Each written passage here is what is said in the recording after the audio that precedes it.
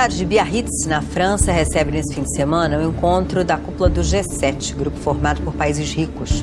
No primeiro dia, um assunto foi unanimidade entre os líderes mundiais, antes mesmo da abertura oficial do evento: os incêndios na floresta amazônica. As queimadas pelo Brasil se tornaram uma preocupação mundial. Agora, as queimadas na Amazônia tornaram-se o assunto mais comentado do mundo no Twitter hoje. Milhares de comentários sobre esse tema colocaram as queimadas na Amazônia em primeiro lugar no Twitter do Brasil e também no mundo. La foresta amazônica continua a bruciare. L'immense territoire amazonien. В 2 раза больше, чем за весь прошлый год. Milhares de focos se espalham por vários estados. A NASA divulgou imagens de satélites poderosos que mostram a extensão da fumaça. Há uma semana, o fogo consome a vegetação do Parque Nacional dos Campos Ferruginosos, uma reserva ambiental em Canaã dos Carajás, no Pará. As queimadas também destroem a vegetação em Rondônia. Já são mais de 3.700 focos de queimadas no estado. Nos arredores das zonas alcançadas pelos vastos incêndios que queimam há semanas parte da floresta tropical, se acumulam corpos de animais que sucumbiram à fumaça e às chamas. O aterrorizador silêncio que substituiu o cantar dos pássaros só é rompido pelo ensurdecedor barulho das chamas, que avançam sem controle e tragam cada vez mais a floresta tropical, que abriga 20% de toda a água doce do mundo. Em transmissão ao vivo pela internet, Bolsonaro disse que alguns países estão aproveitando o momento para criar barreiras contra o Brasil. Os países aproveitam o momento para potencializar as críticas contra o Brasil, para prejudicar o nosso agronegócio, para prejudicar a nossa economia. O tom de Bolsonaro foi em resposta a um Twitter do presidente francês. Macron postou uma foto com a frase "A nossa casa está em chamas", em referência aos incêndios na floresta. Macron convocou membros do G7 para discutir o que chamou de crise internacional. O presidente Jair Bolsonaro, e seus ministros conseguiram reverter a situação que era francamente desfavorável na opinião pública internacional depois da reunião do G7. Conseguiu ali isolar o presidente francês, Emmanuel Macron, que ficou ali voz solitária sobre isolamento do Brasil e tentativa de não assinatura do acordo Mercado Econômico Europeu e Mercosul. Isso ele não conseguiu, ficou isolado. E de quebra, o presidente Jair Bolsonaro vai ter que dar a palavra final, mas o G7 garantiu aí quase 100 milhões de reais para combate a incêndios na floresta amazônica. Macron disse que quer contribuir com a proteção da floresta. Et donc, sur l'Amazonie, nous allons lancer pas simplement un appel, mais une mobilisation de toutes les puissances qui sont là, mais en partenariat avec les pays de l'Amazonie, pour investir. D'abord, pour lutter contre ces feux qui sont en cours et aider le Brésil e tous les autres pays qui sont touchés. O tom das declarações foi bem diferente da troca de acusações dos últimos dias com o presidente Jair Bolsonaro. Emmanuel Macron agora fala em parceria com o Brasil e quer investir também no reflorestamento, permitindo que os moradores da região e as ONGs possam preservar a floresta.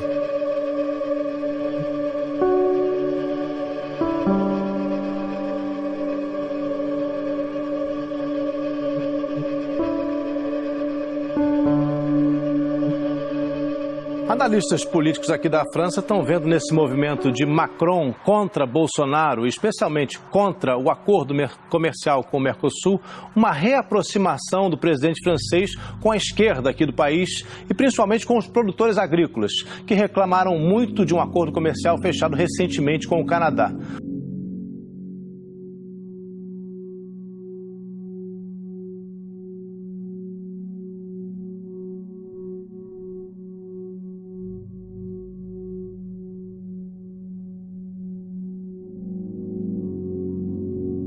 Por causa do calor e do tempo seco, a região do Ártico, gente, está sendo devastada por incêndios florestais. Áreas do norte da Sibéria, da Escandinávia, do Alasca e da Groenlândia. As temperaturas estão bem mais altas do que a média registrada normalmente. Um site especializado diz que os incêndios no Ártico são comuns entre maio e outubro e ajudam no equilíbrio natural dos ecossistemas da região. Mas dessa vez, a intensidade com que estão ocorrendo impressionou os especialistas. Na Rússia, os incêndios florestais já atingiram quase 3 milhões de hectares de floresta, uma área quase do tamanho da Bélgica. 5 regiões do país decretaram situação de emergência. Mas, segundo o governo, os maiores focos estão em áreas remotas e inabitadas. Os incêndios na Sibéria já atingem uma área idêntica à da Bélgica, 3 milhões de hectares. Acusado de ter poupado em esforços para combater os fogos e ter deixado a situação alastrar, o governo de Moscovo culpa agora os governos regionais que não quiseram gastar dinheiro com os incêndios em zonas demasiado remotas e desabitadas.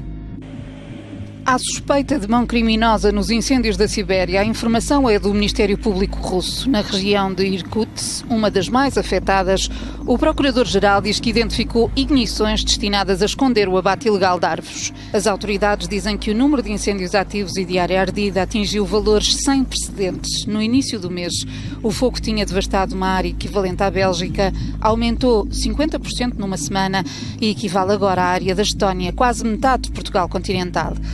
Os fogos alastraram além das fronteiras russas e atingem zonas do Canadá e do estado do Alasca, nos Estados Unidos. O presidente russo Vladimir Putin deu ordem às Forças Armadas para dar assistência aos bombeiros, enviou 10 aviões e 10 helicópteros da Força Aérea. Uma placa em um monumento confirma o desaparecimento da Okyoku, que tinha cerca de 700 anos de idade e agora é a primeira da Islândia a assumir. No texto, o governo e especialistas dizem que o destino de outras geleiras pode ser o mesmo no futuro e que todos estão cientes disso. Fotos mostram a diferença na camada de gelo entre 1986 e 2019. É possível ver que a faixa branca praticamente sumiu ao longo dos 33 anos. A dupla navegava de caiaque no mar quando foi surpreendida por vários blocos de gelo que se desprenderam.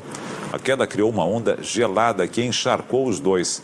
Eles contaram que ficaram feridos ao serem atingidos nas mãos e nas costelas por pedras de gelo lançadas de longe.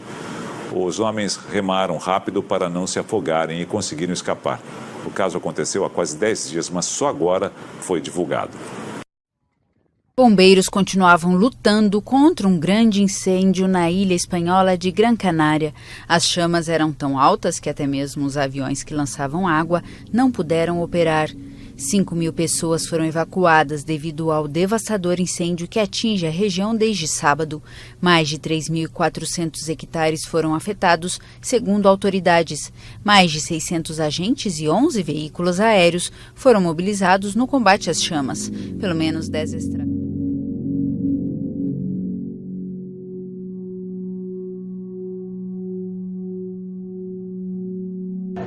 Um incêndio atinge a ilha de Eubeia, na Grécia, desde ontem.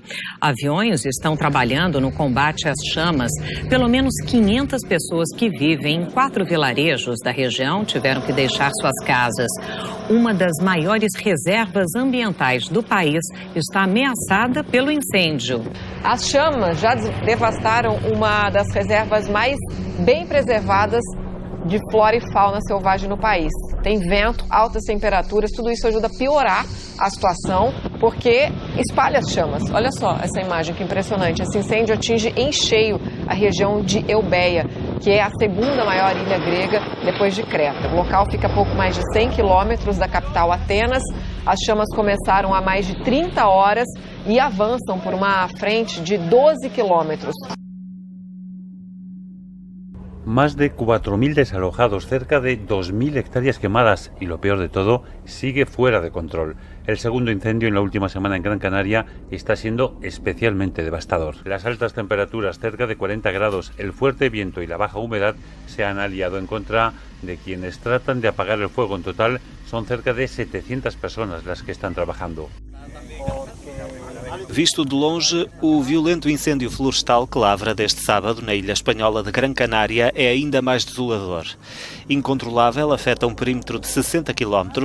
As chamas, que chegaram a superar os 50 metros de altura, já consumiram mais de 6.000 hectares, forçando cerca de 9.000 pessoas a deixar as respectivas casas em vários municípios da ilha e a rumar a polidesportivos.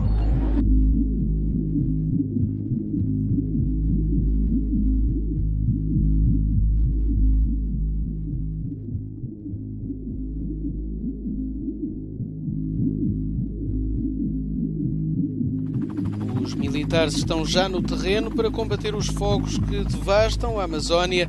O presidente Jair Bolsonaro autorizou a intervenção das tropas em 7 estados. O governo brasileiro respondeu assim à pressão interna e externa que o acusava de estar a fazer pouco contra os maiores incêndios em pelo menos 5 anos e anunciou que 44 mil militares estão disponíveis. No estado da Rondônia, os aviões da Força Aérea estão a deitar água sobre as chamas quase sem interrupção.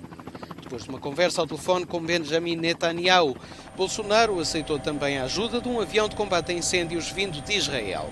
Mas nos últimos 2 dias foi em África, nomeadamente Angola e República Democrática do Congo, que se registaram mais incêndios.